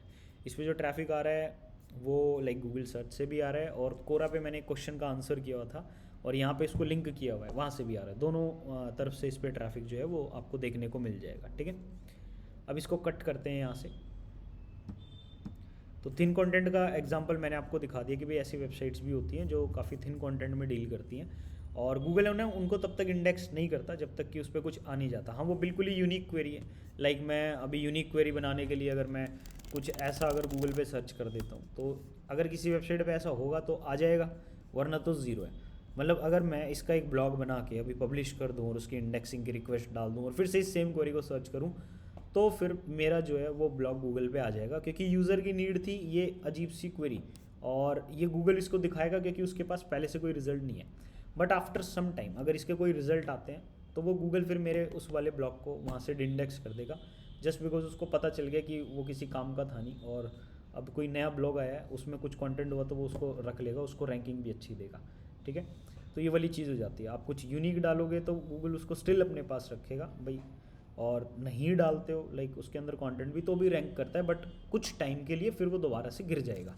ठीक है, क्योंकि समझने में टाइम लगता है। देखो रैंकिंग में टाइम लगता है तो समझने में इट मीन्स टाइम लग रहा है, यही एक रीज़न है रैंकिंग में टाइम लग रहा है, क्योंकि गूगल को समझने में टाइम लग रहा है। ठीक है, बट ये जो चीज़ें हैं यहाँ पे गूगल समझता नहीं है। अब एक चीज़ सोचो, जो था ही नहीं गूगल के पास उसने डाला, इंडेक्सिंग हुआ, और मतलब जो नहीं था वो डायरेक्ट अब रैंक हो गया। अब गूगल यहाँ पे दिमाग नहीं लगा रहा, वो दिमाग अब लगाएगा जब लोग आएंगे और वापस से बैक मारेंगे। ठीक है, जब अनसेटिस्फाइड लोग उस पेज से हटने स्टार्ट होंगे, फिर गूगल उसको ट्रैक करेगा कि ठीक है भाई काम का नहीं है, फिर गूगल उसको हटाएगा। मतलब यहाँ पे क्या है, रैंक पहले हो जाएगा, हटाएगा बाद में। जो नॉर्मल केसेस होते हैं वहाँ पे पहले देखता है भाई क्या है, रेलिवेंट है नहीं है, फिर वो धीरे धीरे रैंकिंग देता है।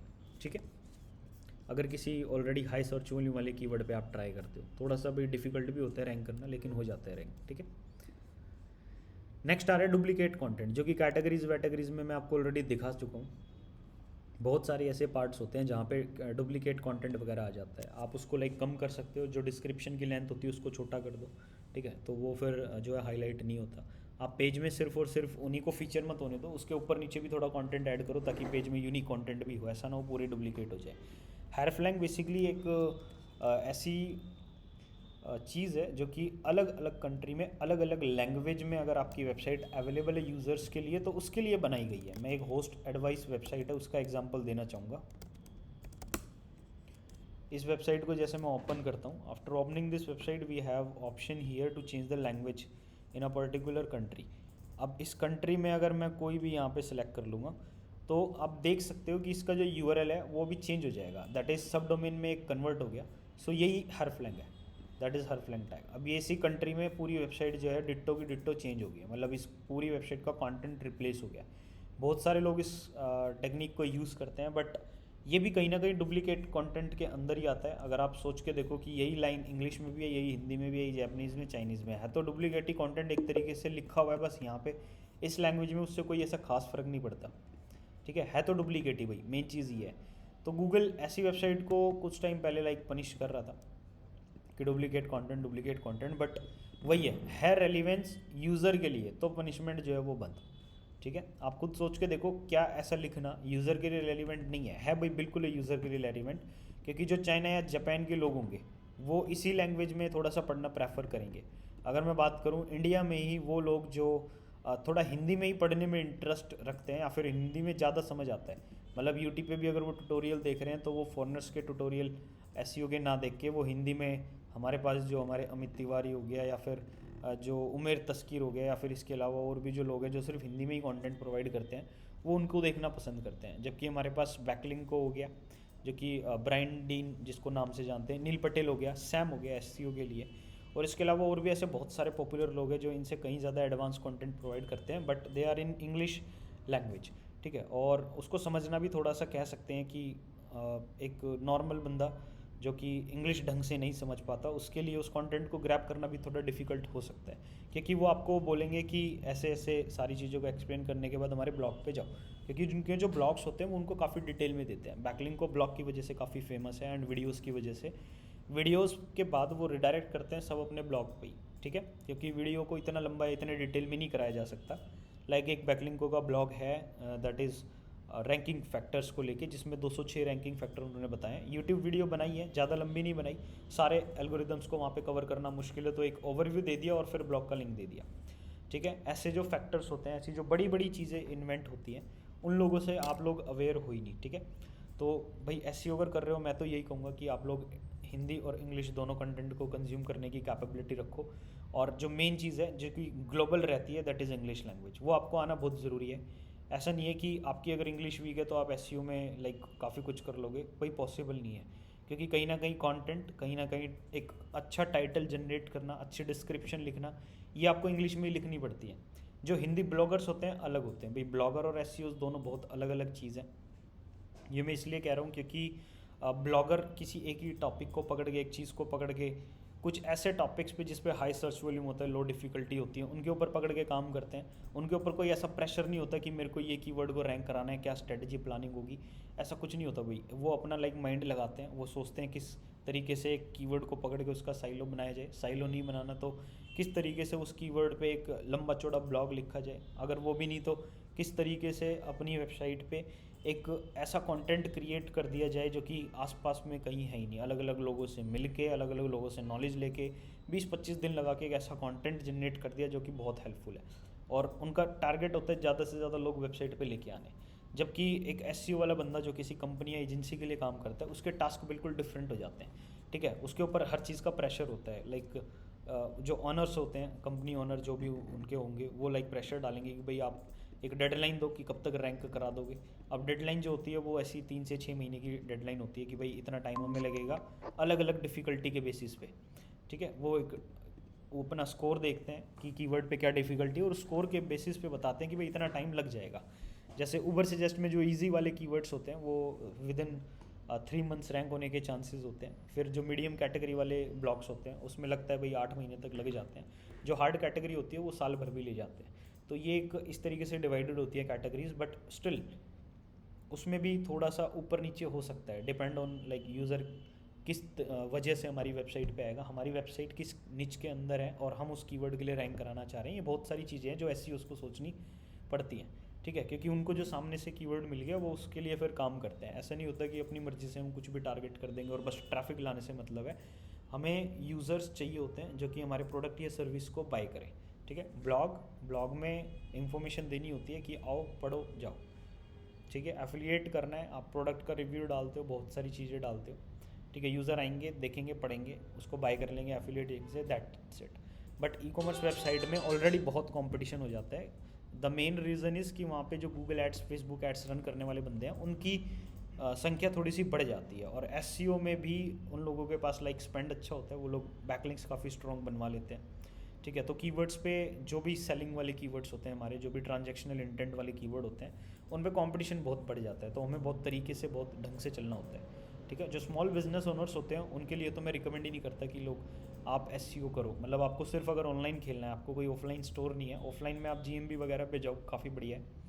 लेकिन जो ऑनलाइन करना चाहते हैं और जिनका स्मॉल बिजनेस है, जिनके पास ज़्यादा कैटेगरीज नहीं है, ज़्यादा वेरिएशन नहीं है, और अगर बात करें कि आपको बेल्ट सेल करनी है, बेल्ट में आपके पास लाइक मेन की 4-5 बेल्ट है, वुमेन की 4-5 बेल्ट है, देखो आपके लिए एसईओ बना ही नहीं है। ठीक है।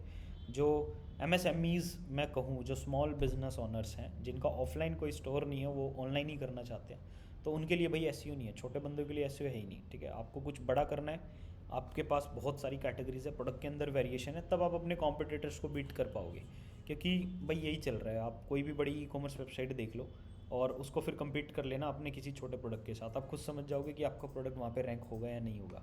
हाँ, किसी पर्टिकुलर प्रोडक्ट के लिए रैंक करना है कि आपका प्रोडक्ट लाइक यूनिक है अदर कंपनीज़ के मुकाबले। ठीक है। आपका प्रोडक्ट जो है वो बेस्ट क्वालिटी है अदर कंपनीज़ के कंपेयर में, तब आप इंडिविजुअल प्रोडक्ट के लिए रैंक कर सकते हो, बट डायरेक्ट कैटेगरी के लिए रैंक करना it can be challenging for you.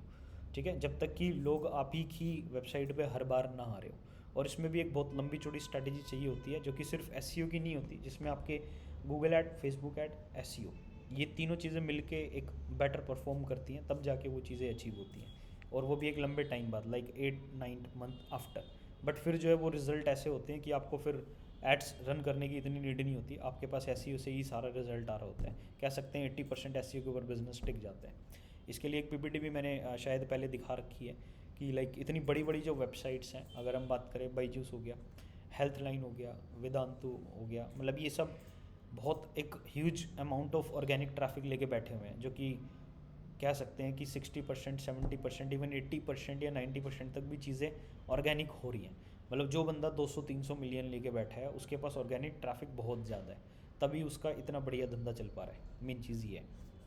लेकिन उसको रैंक करने के लिए उसने बहुत टाइम दिया, वो मार्केट में पिछले 4-5 सालों से बैठा हुआ है, अब जाके उसका इतना बिजनेस ऑर्गेनिक बन पा रहा है। तो देखो एसईओ चैलेंजिंग है थोड़ा सा, आपको पेशेंस रखना पड़ता है। मेन चीज़ है आपके पास वैरायटी एंड ऑप्शंस भी होने चाहिए। ठीक है। तभी आप उसको अचीव कर पाओगे। फिर आती है कि practical experience with different different clients. ठीक है। आप जब अलग अलग चीज़ें सोचोगे, आपको समझ आएगा कि कैसे काम कर रही हैं वही चीज़ें। ठीक है। ऐसा नहीं होगा कि मैं 2-4 क्लाइंट का अगर एसईओ कर रहा हूँ, उनका रिजल्ट आ गया तो मैं आने वाले 20 क्लाइंट के लिए भी एसईओ कर दूंगा, नहीं। आपको बैठना पड़ता है, रिसर्च करनी पड़ती है, इस फील्ड में हम क्या करें, उस फील्ड में हम क्या करें। कभी कार वाला क्लाइंट आ रहा है तो कभी किचन अप्लाइंसेस वाला क्लाइंट आ रहा है, कभी होम डेकोर वाला आ रहा है तो कभी इंटीरियर वाला आ रहा है। ठीक है। इवन बात करें रोबोटिक्स वाला आ रहा है तो कभी कभी साड़ी बेचने वाले आ रहे हैं। तो बहुत सारे ऐसे लोग होते हैं कि लीगल फर्म वाले भी टकरा गए, भाई उनका भी एसईओ करना है। अब देखो, आप जब तक उसको जान नहीं पाओगे ना, आप रैंक नहीं करा पाओगे। इसलिए एक रिसर्च वाला पार्ट बहुत इंपॉर्टेंट होता है।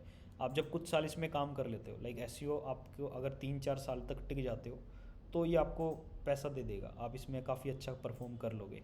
लाइक मैं खुद अगर एसईओ कर रहा हूँ तो मेरे लिए चीज़ें कंफर्टेबल है स्टिल, इसीलिए मैं कर रहा हूँ। एक लंबा टाइम मेरे को हो गया है, मेरे लिए सारी चीज़ें अभी लाइक फ्रूटफुल है, जो भी मैं परफॉर्म कर रहा हूँ एक्टिविटीज़। तो एक टाइम तक टिकना पड़ता है। फिर एक होता है कि आपको अब इंडस्ट्री की नॉलेज होगी है, बहुत सारी चीज़ों की नॉलेज होगी है, सिर्फ एसईओ नहीं, आपको और बहुत सारी चीज़ों की भी नॉलेज है, तब जाके आप इस इंडस्ट्री में टिक पाओगे। और कम्युनिकेशन स्किल्स एंड ऑल वो सब बढ़िया होनी बहुत ज़रूरी है, क्योंकि आप लॉ फर्म में काम कर रहे हो, सीए एंड ऑल, लाइक अगर वहाँ पे आप इंग्लिश में टाइटल में डिस्क्रिप्शन कुछ मिस्टेक करते हो, सुनने को बहुत ज़्यादा मिलने के चांसेस हैं। ठीक है। तो इसलिए मैं कह रहा हूँ कि भाई अगर बस का हो तो ये आप करोगे, मतलब आपकी स्किल्स थोड़ी सी इंप्रूव होनी चाहिए। ठीक है।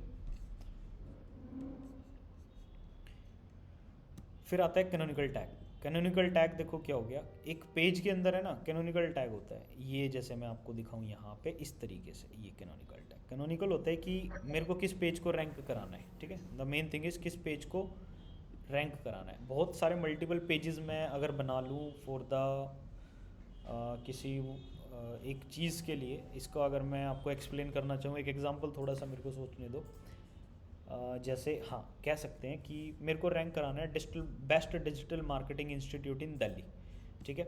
If I want to rank on this keyword, तो मैंने क्या करा, दिल्ली में जितनी भी सिटीज़ थी, दिल्ली की जितनी भी पिन कोड्स थी, दिल्ली में जितने भी अदर इंस्टीट्यूट्स थे, सबकी लिस्ट बना ली और उन पे ब्लॉग डालना स्टार्ट कर दिया, सारे बहुत सारे पेजेस को बनाना स्टार्ट कर दिया, हर एरिया के पेजेस को बनाना स्टार्ट कर दिया. Now I have 10,000 pages only for the Delhi with the pin codes, with the institute and institute information basically, कि एक इंस्टीट्यूट का एक सिंगल पेज ही आपने बना दिया, ठीक है.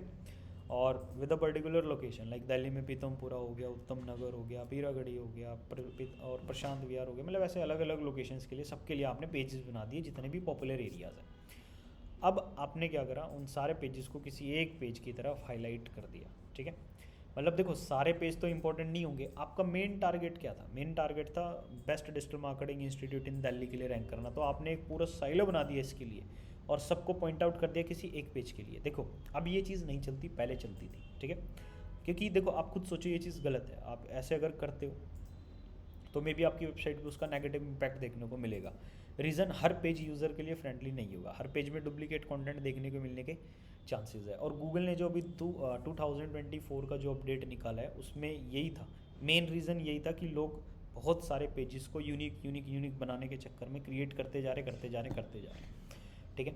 लेकिन वो रैंक तब होंगे जब एक्चुअल में उनमें जेन्युइन कंटेंट डला हुआ होगा और यूज़र उन पर विजिट कर रहे होंगे. 0 सर्च वॉल्यूम पे भी आप काम कर रहे हो, ठीक है. लेकिन जब तक उनके लिंक्स नहीं बनेंगी, उन पेजेस की खुद की अथॉरिटी नहीं होगी ना, तब तक वो पेज रैंक नहीं होंगे. गूगल उनको इंडेक्स करके अपने पास रख लेगा, थोड़े टाइम बाद डी इंडेक्स भी कर देगा क्योंकि कोई सर्च नहीं कर रहा, विजिटर्स नहीं आ रहे. हाँ, लेकिन आपकी वेबसाइट पे ऑलरेडी इतना ट्रैफिक आ रहा है कि लोग वेबसाइट में इंटरनली ही लोग क्लिक करके उन पेजेस पे भी जा रहे हैं, उन पेजेस को भी गो थ्रू कर रहे हैं. तो उनकी अथॉरिटी बढ़ जाएगी, उनकी अथॉरिटी काफ़ी बढ़ जाएगी. सपोज़ मैं बात करूँ कि अगर आप गूगल मैप पे सर्च करते हो best digital marketing institute near me, ऐसा तो नहीं होता ना सारे के सारे इंस्टीट्यूट जो है उठ के लाइन से लग गए. ऐसे बहुत सारे इंस्टीट्यूट हैं जिन्होंने अपनी लिस्टिंग तो कर रखी है बट वे वहाँ पे दिख नहीं रहे. मेन रीज़न है कि लोग उनको विजिट नहीं कर रहे हैं. मतलब स्टार्टिंग में होता है थोड़ा सा आपको खुद से कुछ ना कुछ ट्रैफिक भेजना होता है ताकि लोग, गूगल जो है वो यूज़र्स की एक्टिविटी नोटिस कर सके. गूगल को पता चले कि इनको क्या दिखाना है, किस एरिया वालों को क्या शो करना है, ठीक है. जब आप धीरे धीरे अपने मैप पे रिव्यू डालते हो, पोस्टिंग करते हो, रेगुलर रहते हो, ठीक है, फिर वो उसको दिखाना स्टार्ट कर देगा. ऐसी लिस्टिंग जो पिछले साल आपने बनाई थी आज तक उस पर कुछ भी नहीं करा है, ठीक है, तो गूगल उसको वैसे ही पड़ी कोई सस्पेंड करने के चांसेस कर देगा, ठीक है, कि वैसे कुछ नहीं हो रहा है, ऐसा लग रहा है ये बंद ही हो गया, अब यहाँ पे है ही नहीं शायद ऐसा, ठीक है. या फिर ऐसी बहुत सारे लोग हैं जो एक सिर्फ मैप क्रिएट कर देते हैं लेकिन उसके बाद काम नहीं करते. हम किसी एजेंसी, लाइक हमारे पास कोई एजेंसी में आया, ठीक है, सोचो हमने उसकी एक ही बार एक लिस्टिंग क्रिएट कर दी और उसके बाद कभी उस पर काम ही नहीं हुआ, तो क्या होगा, उसकी है ना जो लिस्टिंग थी वो डेड होती चली जाएगी ड्यूरिंग द टाइम और वो कहीं आसपास में कुछ नहीं दिखाई देगा. लेकिन एक बंदा है जो स्टार्टिंग से कुछ ना कुछ एक्टिविटीज़ परफॉर्म कर रहा है, वो ऊपर दिखता जाएगा. एक होता है ना यूनिक चीज़ पे काम करा, हाँ हमने बिल्कुल यूनिक चीज़ पे काम करा, मैंने डाल दिया बिल्कुल प्रशांत विहार में बेस्ट डिजिटल मार्केटिंग इंस्टीट्यूट. कोई सर्च करे या ना करे लेकिन विजिट आ रही है तो गूगल उसको इंडेक्स रखेगा. लेकिन अगर विजिट ही नहीं आ रही, कुछ नहीं हो रहा, तो गूगल उसको फिर इंडेक्स कर देगा, उसको हटा ही देगा, सर्च में शो ही नहीं करेगा. ये एक बहुत बड़ा फैक्टर है. मतलब आप जब ऐसे हज़ारों पेजेस बनाते हो बिल्कुल छोटी छोटी चीज़ों को पकड़ के, तो उन पे भी कुछ ना कुछ ट्रैफिक जाना ज़रूरी है. अगर वो नहीं गया तो आपके हज़ार के हज़ार पेज गड्ढे में डाल देगा गूगल. हाँ, लेकिन उस हज़ार में से अगर 10 पेज पे ट्रैफिक जा रहा है तो उस 10 को इंडेक्स रखेगा, बाकी 990 को इंडेक्स मार देगा. क्योंकि गूगल के पास भी भाई एक स्टोरेज है, गूगल के भी अपने लाइक सिस्टम्स हैं जिन पे बहुत लिमिटेड कंटेंट को वो स्टोर करना चाहता है. ऐसा नहीं है कि आपके 20,000 पेजेस हैं, 30,000 पेजेस हैं, 1,00,000 पेजेस हैं, सबके सब इंडेक्स है, सब कुछ बढ़िया चल रहा है, ऐसा नहीं होता भाई, ठीक है. गूगल हर तीसरे दिन आपके पता नहीं कितने पेजेस को इंडेक्स करता है, कितने पेजेस की रैंकिंग में चेंज करता है, कितने पेजेस को गायब कर देता है और कितने पेजेस को ऐड कर देता है. ये क्रॉलिंग जो है वो चल रही होती है, सर्च कंसोल में जाके देख सकते हो, बिलियंस ऑफ टाइम वो चीज़ हो रही होती है. डिपेंड उनकी आपकी वेबसाइट पे पोस्टिंग स्पीड क्या है और कंटेंट जो है वो कितना पब्लिश है आपकी वेबसाइट पे और एस्टिमेट विजिट्स क्या रहते हैं हर मंथ, ठीक है. अब वापस से हम इसी वाले पार्ट पे आते हैं, कैनोनिकल टैग. तो ये कैनोनिकल टैग बेसिकली क्या था, किसी एक पेज को हाईलाइट करने के लिए. मतलब अब जो मैंने हज़ारों पेजेस बनाए होंगे छोटे छोटे, जिनका कोई खुद में कोई खास इंपॉर्टेंस नहीं है, बट एक साइलो कंप्लीट करने के लिए मैंने उनको बना रखा है, ठीक है. तो मैं लाइक वो क्या चीज़ होगी, अब उन सब के कैनोनिकल में मैं अपने मेन पेज का यूआरएल डाल दूंगा. ये कैनोनिकल डालते कहाँ से हैं उसका एक ओवरव्यू दे देता हूँ.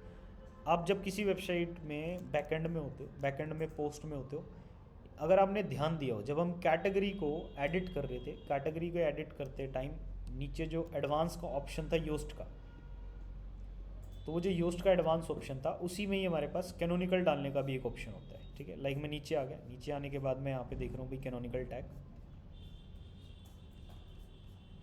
एडवांस में, तो ये होता है कैनोनिकल। सपोज ये मैंने एक ब्लॉग बना रखा है नरेटिव एसे रीडिंग एडवेंचर्स। अब ये जो नरेटिव एसे रीडिंग एडवेंचर का एक मैंने ब्लॉग बनाया है, सपोज कि मैं इसको रैंक नहीं कराना चाहता रीडिंग एडवेंचर इस वाले पेज, मैं इस पेज पे काम ही नहीं करना चाहता, मतलब इस पर बहुत कम सर्च वॉल्यूम है। मैं चाहता हूँ इसकी इंपॉर्टेंस मैं नरेटिव ऐसे वाले पेज को दूँ, एट द एंड मुझे रैंक करना है इसके लिए, ठीक है। या फिर मैं कह सकता हूँ कि इस पेज की इंपॉर्टेंस इतनी नहीं है जितनी कि मेरे नरेटिव ऐसे पेज की इंपॉर्टेंट है, जो कंटेंट यहाँ है वो यहाँ भी मिलने के चांसेस हैं, ठीक है। तो मैं क्या करूँगा, मैं नरेटिव ऐसे का जो स्पेशल पेज बना रखा है उसका लिंक लेके मैं यहाँ पे डाल दूँगा, ठीक है। बट कैनोनिकल तब तक काम नहीं करेगा जब तक कि आप नरेटिव ऐसे वाले पेज में, जो मैंने इस कीवर्ड का एक अलग जो पेज बना रखा है उसमें सेम का यूआरएल नहीं डाल दूंगा। सेम के यूआरएल से आप समझते हो कि जैसे अगर ये कोई पेज है, इसका यही यूआरएल जब तक मैं इसी के कैनोनिकल में नहीं डाल देता तब तक कैनोनिकल काम नहीं करता। बट इस पेज को मुझे इंपॉर्टेंस देना है किसी और पेज को, तो मैं इसमें इसका यूआरएल ना डाल के उसका यूआरएल डाल दूंगा, ठीक है। और जिस पेज को मैंने रैंक कराना था सेम पेज में सेम पेज का यूआरएल मेरे को मेंशन करना है ताकि कैनोनिकल ढंग से काम कर सके। क्योंकि क्रॉलर इस पे जब आए, क्रॉलर ने देखा कि ये तो वहाँ पे शो कर रहा है, अब क्रॉलर यहाँ से कहाँ जाएंगे, अब क्रॉलर यहाँ से जाएंगे वहाँ पे, ठीक है। अब जब क्रॉलर इसको रीड कर रहे हैं, इसने देखा कि क्रॉलर यहाँ पे तो कोई कैनोनिकल है ही नहीं, ये तो किसी को रेफर ही नहीं कर रहा। अब एक चैलेंज आ गया गूगल के लिए कि भाई ये तो किसी को रेफर ही नहीं कर रहा, तो क्या करना है, जब यहाँ से आप यहाँ भेज रहे हो तो इसमें सेम पेज का सेम यूआरएल कैनोनिकल में जाएगा ताकि गूगल को पता चल जाए ये पेज खुद ही के लिए इंपॉर्टेंट है, एक कहने वाली बात है, ठीक है। तो ये वाली चीज़ है। बट कैनोनिकल की भी देखो अब इतनी इंपॉर्टेंस लाइक रही नहीं 2024 अपडेट के बाद, बट स्टिल जो है हम गूगल को बता सकते हैं, एट द एंड रिजल्ट जो है वो गूगल को ही दिखाने हैं। कह सकते हैं कि बिल्कुल 20-30% ही गूगल की हेल्प कर रहा है, ज़्यादा हेल्प नहीं करेगा। गूगल बहुत स्मार्ट हो गया है और धीरे धीरे होता जा रहा है। एसईओ के लिए चैलेंजेस बढ़ते जा रहे हैं टाइम के साथ, बहुत बड़े बड़े अपडेट्स आ रहे हैं गूगल में। जो लोग ढंग से काम कर रहे हैं उनको कोई प्रॉब्लम नहीं है। बतेरी वेबसाइट है जो ऊपर जा रही है, बतेरी वेबसाइट है जो नीचे जा रही है, ठीक है। ब्लॉग वाले जो बंदे हैं सबसे ज़्यादा चैलेंजेस उनको देखने को मिले हैं, लेकिन मैं बात करूँ ब्लॉग में, ये बतेरे एग्जांपल ऐसे हैं जो ऊपर भी जा रहे हैं, ठीक है, जिन पे कोई भी फ़र्क नहीं पड़ा है। डिपेंड ऑन कि उन्होंने लाइक ऑनेस्टली वर्क करा था, सब कुछ जो है वो जेन्युइन था, कहीं से कुछ भी कॉपी नहीं करा है, कहीं से भी सारा कंटेंट उनका खुद का यूनिक कंटेंट है, वो न्यूट्रल चल रहे हैं, उनकी वेबसाइट बढ़ रही है। बट जिन्होंने लाइक इधर उधर से कंटेंट किया हुआ था, ट्रिक्स वगैरह का यूज़ किया हुआ था, उनकी जो है वो चीज़ें चल रही हैं, मतलब सॉरी उनकी जो चीज़ें हैं वो डाउन हो गई हैं, ठीक है। ये वाली चीज़ है। अब वापस से हम यहाँ पे आ जाते हैं, हमारा जो पार्ट था ये वाला। अब देखो फिर आता है 404 पेजेस। कुछ नहीं है भाई, देखो आपकी वेबसाइट का अगर कोई पेज डिलीट हो गया उसको हम 404 पेज बोल देते हैं। और फिर आता है 301 रिडायरेक्शन। 301 रिडायरेक्शन क्या है, अपनी वेबसाइट को परमानेंटली किसी दूसरे यूआरएल पे रिडायरेक्ट करना, मतलब अपनी वेबसाइट के यूआरएल को किसी दूसरे यूआरएल पे रिडायरेक्ट करना, या तो इंटरनली या एक्सटर्नली रिडायरेक्शन कहलाता है, ठीक है। मतलब मैं अपनी वेबसाइट के किसी एक पेज को रिडायरेक्ट कर रहा हूँ अपनी ही वेबसाइट के किसी दूसरे पेज पे, तो दैट इज़ इंटरनल, आपने उसको रिडायरेक्ट करा है। एक्सटर्नल रिडायरेक्शन क्या हो जाएगा कि मैंने रिडायरेक्ट करा और किसी दूसरे पेज पे उसको रिडायरेक्ट कर दिया बाहर किसी वेबसाइट पे, तो दैट इज़ एक्सटर्नल रिडायरेक्शन, ठीक है। ये हो गया। अब मैं आप लोगों से थोड़ा सा डाउट वगैरह पूछना चाहता हूँ, क्योंकि टेक्निकल एसईओ में हमारे पास और भी चीज़ें हैं जो कि मैं अगली क्लास में आप लोगों को बताऊँगा। अभी के लिए हम लोग स्टॉप कर सकते हैं, कोई भी डाउट है तो बता दो।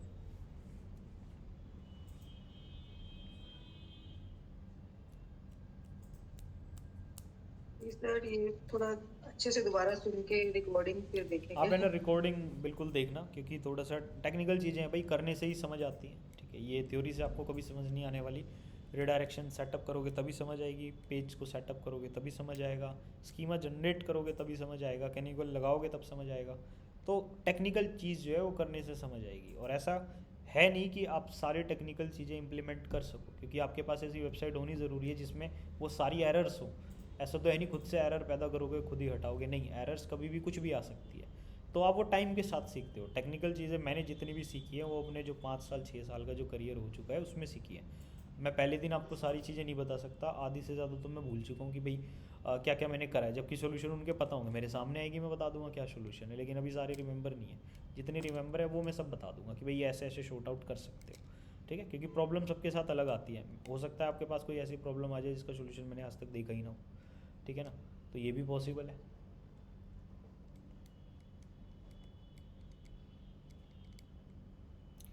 कोई भी डाउट नहीं है? देखो अगर कोई भी डाउट नहीं है तो फिर हम लाइक क्विट कर सकते हैं, और बाकी अगर कुछ भी है तो आप पूछ सकते हो।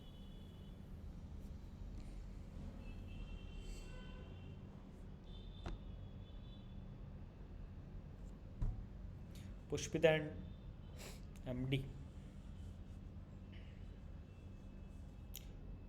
आई डोंट थिंक आप लोग। Yes sir. यस, कोई भी डाउट है? Okay sir. कोई नो भी? सर। हाँ, क्विट लीव कर सकते हो अगर डाउट नहीं है तो। Okay sir.